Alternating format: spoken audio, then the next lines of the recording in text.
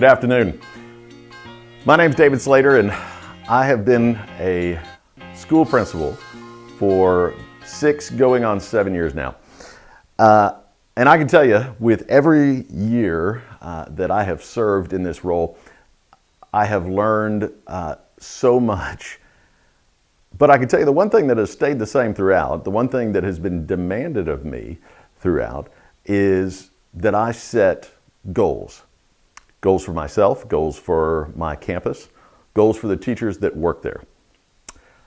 And I think of those goals that I've had to set, and this will be very familiar to anyone, I think, in education, particularly anyone in education who has committed to a professional learning community. The goals that you will be asked to set are inevitably SMART. SMART goals are the currency of educational goals. I mean, it's what we understand. It's what everything is framed in. And yet, every year that I have committed to setting SMART goals for my organization or for teachers, teams of teachers in that organization, or have worked with them to set those goals, something about them haven't worked. Just universally, they're not applicable. Now, for some things, SMART goals are perfectly fine.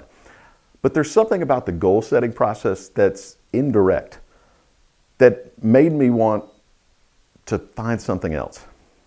Which is why I want to introduce you today to the 4P goal system. So, 4P goals, pretty simple, and simple is what I was going for.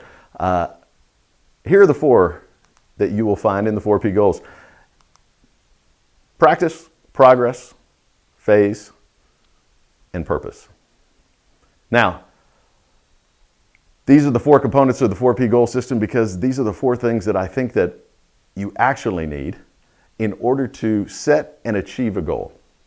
So, if you go down the list, starting with practice, practice is the thing that we consistently do. If you go to progress is the way that we measure that thing that we consistently do. Phase is some milestone that we can set to keep us going, to achieve something when it would seem crazy to otherwise do so. But the real thing, the thing that matters most, probably the place to start when looking at this, is purpose. Purpose is it. Purpose is everything. It's why we set goals in the first place. And if we don't have a purpose, then why are we setting a goal? So when I use this 4P goal system, I start with purpose first.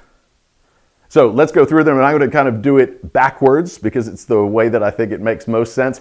And I'm going to use an example. Recently, I've had some things happen in my life that have made me reevaluate my own health and well-being. And when doing so, I thought about why it mattered. You know, at one point in my life, it might not have mattered so much, or if it did, the reason it mattered was totally selfish. But the reason it matters now is because, gosh, I want to be healthier and physically fit for my children. I've got a 4-year-old and a 7-year-old, and I want to be there for them. So I've got a purpose. So let's say that is my purpose. Well, how do I get there? I can't just will that to happen. I can't just snap my fingers and make it so. I have to have a goal.